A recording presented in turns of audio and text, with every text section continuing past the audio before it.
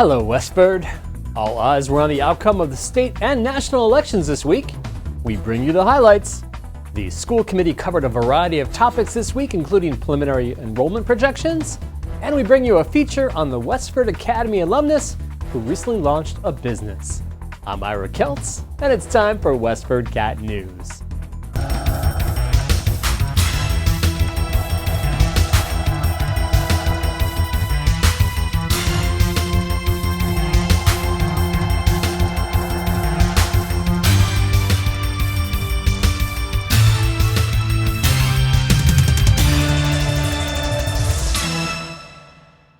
Hillary Clinton lost the national presidential election on November 8th, but won decisively in Westford.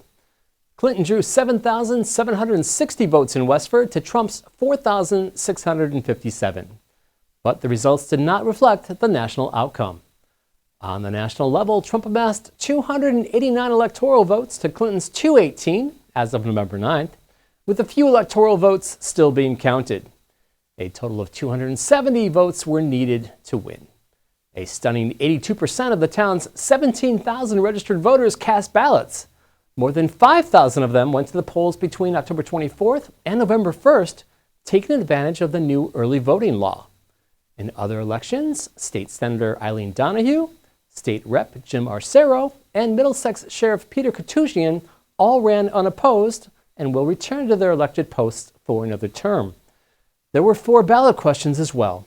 Westford and state voters turned down an effort to add an additional slot machine gaming establishment in the state. They also turned down a push to increase the number of charter schools in the state.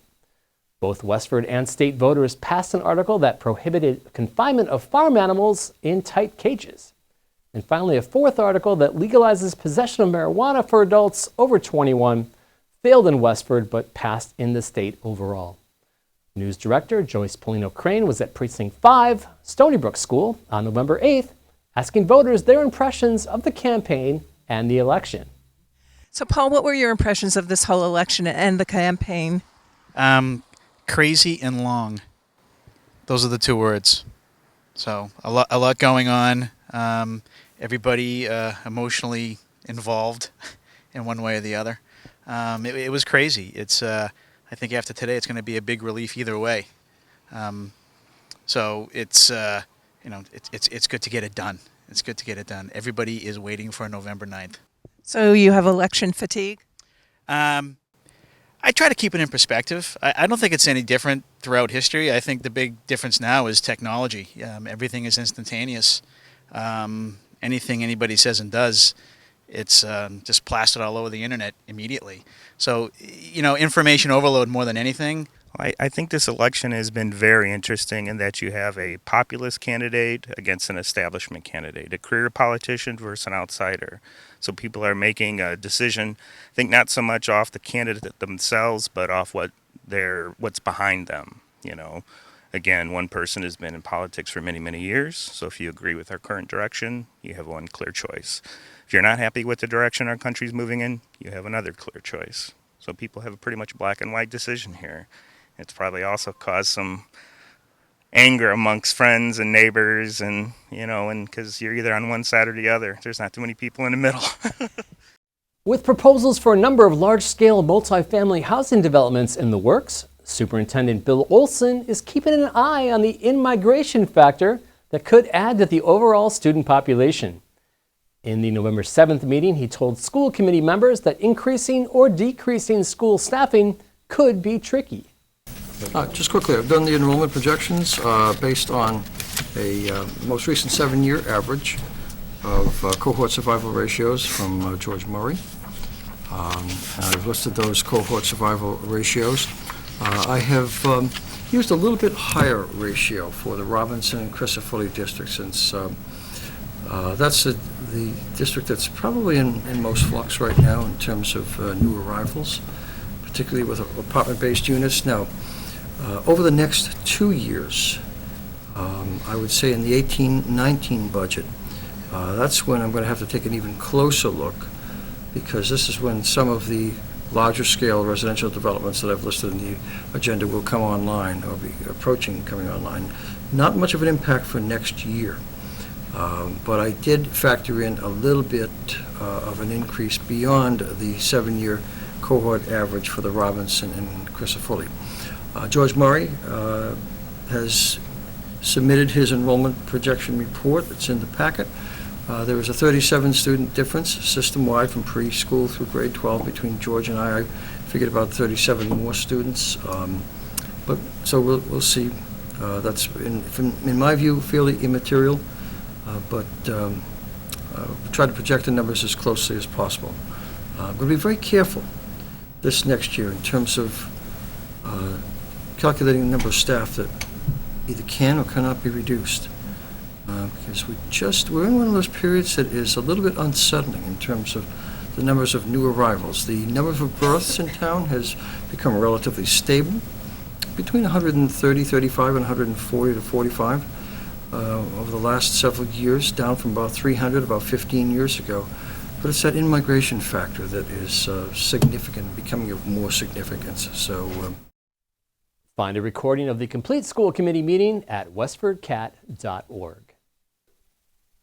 The word mediation took on importance at the November 7th Planning Board meeting. In discussing a complaint filed by Jennifer M. Davis of Brookside Road, Chairman Dennis Galvin introduced a motion. Galvin wanted to know whether there's a legal distinction between the meaning of mediation versus settlement. Davis's complaint was related to the open meeting law. She accused the Board of Selectmen and Planning Board of violating the law by using the word mediation to announce behind closed-doors negotiations. These negotiations took place with a New Hampshire businessman who wants to build an asphalt plant in town. After 6 years of denying permits and fighting against the asphalt plant in land court, the two town boards reached an agreement that would allow Richard D. Felice of Nashua to build and operate the plant. Davis and other residents accused the boards of misleading the public by using the word mediation. Opponents of the settlement said the word mediation gave no hint that the boards were willing to settle, a decision vehemently opposed by a widespread base of residents throughout town. So there was a distinction in the law that raised the issue of settlement as opposed to mediation, and I just wanted to make sure that we were Clarify that. Right. Jeff, you okay with it? I am. Kate, you okay? Yep. So I'll repeat that motion once again. The motion would be to approve Town Council's response to Ms. Davis's letter pending condition upon the answer to the inquiry about the legal distinction between mediation versus settlement. Or mediation versus litigation. No, settlement. Yeah, you can discuss it. That overall, this is all wrapped up in the litigation. It's a question of is there a difference between those points, mediation and settlement? And you're right, it's all part of the litigation. That's the question. So. That's the question right there. Is it all considered one, or once you mediation would imply that there's a series of discussions going on to try to come to an agreement. When you get to settlement, that's a position that there's actually an agreement. And does that need to be brought forward in the wording for the announcement or the posting of the meeting? So that's the distinction that I saw. That's what that's about. Galvin's motion was approved unanimously with Matt Lewin attending remotely via speakerphone. It gives Town Council the authority to respond to Davis's complaint pending an explanation of the legal definition of mediation.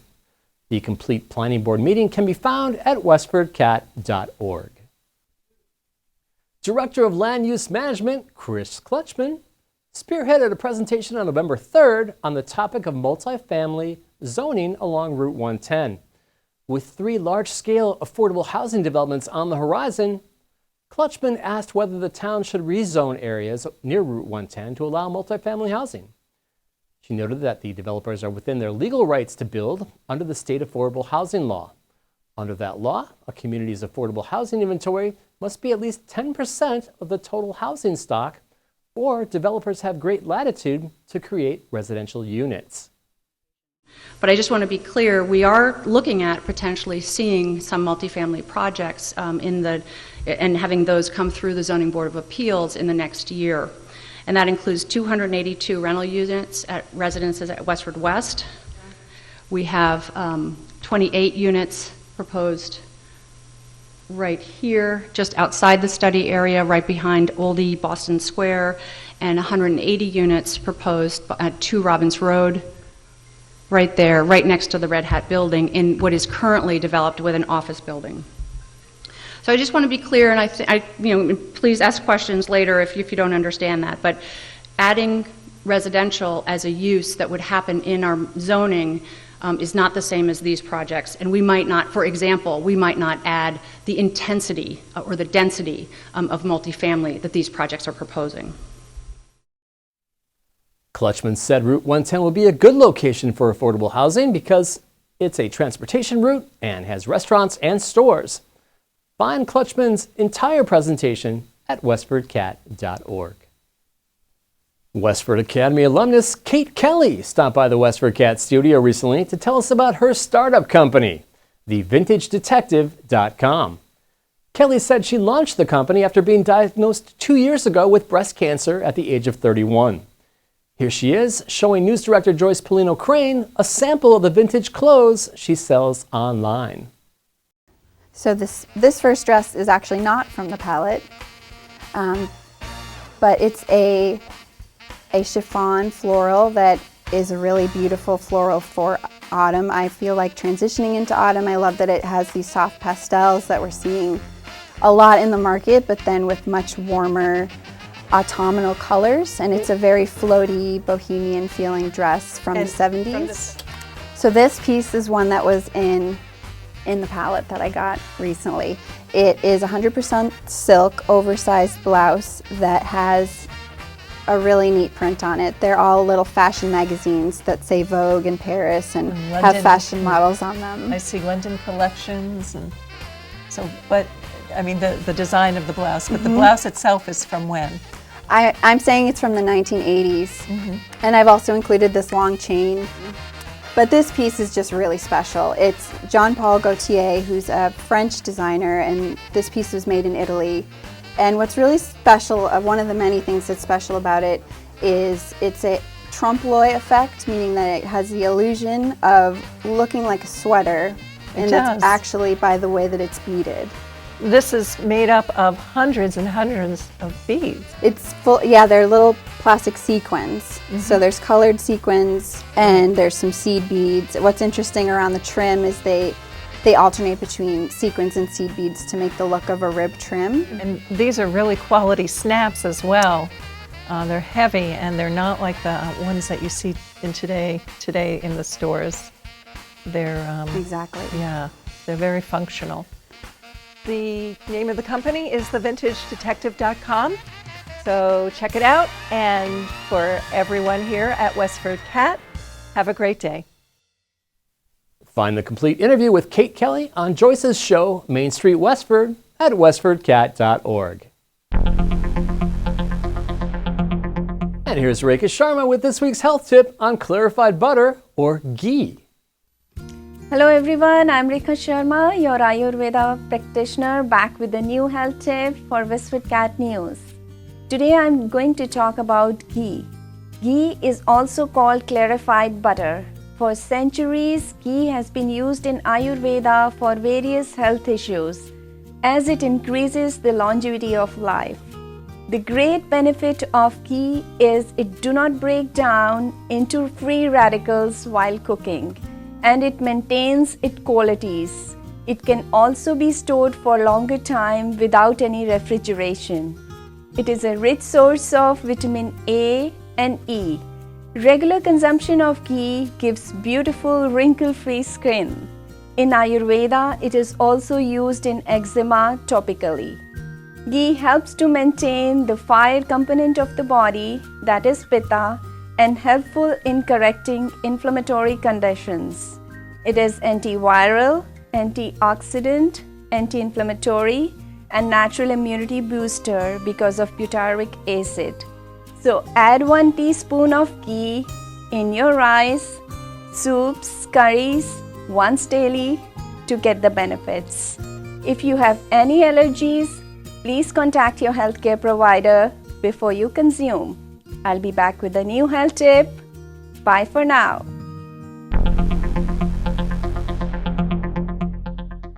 The weather continues to be mild during these early weeks in November. Here's Joe Seppi with his predictions for the upcoming week.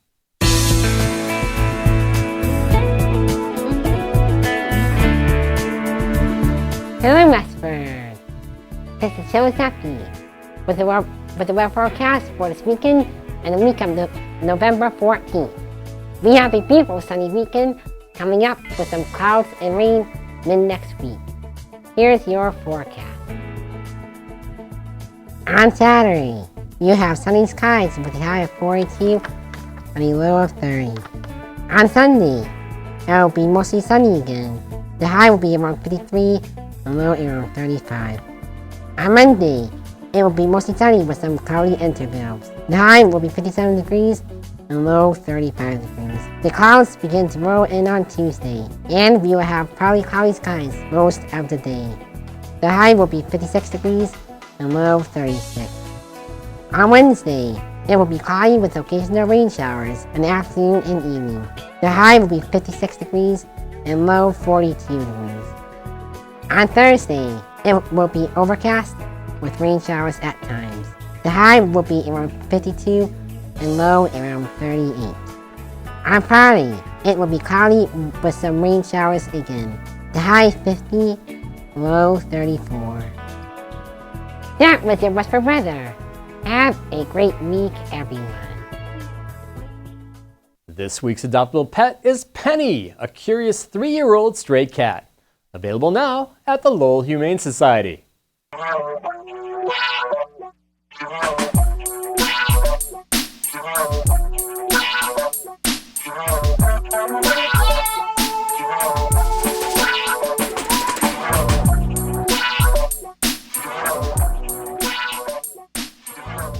The Lowell Humane Society on Broadway Street in Lowell has many pets available now for adoption. I stopped in recently and met with Crystal Arnott, the marketing and fundraising manager at the shelter, and she introduced me to Penny, a petite 3-year-old stray who's very curious and sweet. So this is Penny. Penny is a 3-year-old domestic shorthair, and she came into us as a stray, so a Good Samaritan found her and brought her in, along with her 6 kittens. They were just a few days old at the time. Someone found them under their porch and brought them all into us so that they would have a better chance at survival, and they did. All 6 survived, as well as Mom. They were in a foster home from just about the time they came in. You know, they came in, we examined them, made sure they were nice and healthy, and then sent them off to a foster family. Again, our foster families are so important to what we do here. Last year, we had over 680 animals in foster care throughout the year. And without those foster homes, we wouldn't have space here to continue doing what we do for so many animals. But Penny did a really good job raising all of her kittens, and they're all grown. They've all been adopted now, and now she's still looking for her family. She's a very curious girl. She likes to explore. She's also very playful. She'll play on her own, and she'll play with toys. I think from her time living outside, she learned to be very skittish of noises and things. So, you know, I think she'll take a little bit of time to get real comfy in a home where she knows she's safe. But she's very sweet once she knows that she's comfortable. Curious girl. Where you going? But she's a sweetheart. She's really a love. Once she's done exploring, she likes to settle in and be pet. She's not a big lap cat, but she really likes to lay beside you on the couch. She'll lay on the couch above your head on the back of the couch. She likes to be close, but she's not a big lap girl just yet. And she does love to be pet. So Penny's playing with a toy, trying to get the treats out, and she's doing a very good job. She's very smart, very food driven. If you'd like more information on Penny or any of the other pets available for adoption, or would like to find out how to donate, volunteer, foster a pet, or fill their wish list, go to lowellhumanesociety.org or visit them at 451 Broadway Street in Lowell. Call 978-452-7781. For WestfordCAT, I'm Patty Stalker. And now here's Sarah Fletcher with this week's events around town. Hi, I'm Sarah Fletcher, WestfordCAT's Marketing Director, and I'm here with a few suggestions to keep you busy and connected in town. There's a barn dance at the Parish Center for the Arts on Sunday, November 13th from 3 to 5 p.m. Bring the whole family for a fun-filled afternoon of dancing and music in a friendly, informal atmosphere. No experience is necessary. The entrance fee for adults is $5 and for kids $3. The maximum cost to a family is just $15. The Parish Center for the Arts is located in the town center at 10 Lincoln Street. Visit westford.com/PCA for more information. The Roden Bush Community Center has a number of upcoming holiday programs and encourages you to sign up early. First on the list is holiday cookie decorating using fondant, taking place on Monday, November 14th from 6 to 9 p.m. Learn how to decorate cookies for the Thanksgiving holiday season. Bring an apron and a container for your cookies. All materials are included. The fee is $68 for non-members and $65 for members. The Roden Bush Community Center is in the center of town at 65 Main Street. For a full list of holiday activities, visit rodenbush.org. There's a weekly English conversation circle that meets on Tuesdays at 10:30 a.m. at the library. Practice your English conversation skills and meet new friends in a relaxed and friendly environment. This program meets every Tuesday morning from 10:30 to 11:30 in the Mary Atwood Hall. It's okay to drop in. If you have any questions, please call Christina Liedberg at 978-399-2304 or visit westfordlibrary.org. The J.B. Fletcher Library is located at 50 Main Street in Westford Center. That's all. Back to you, Ira. And that's a wrap for this week. For Westford Cat, I'm Ira Keltz. We leave you with images of the flags at St. Catherine of Alexandria Cemetery, marking the graves of the town's military veterans. Veterans Services Officer Terry Stater said the flags, which have been up since Memorial Day, will be removed on November 19th in preparation for the winter snow.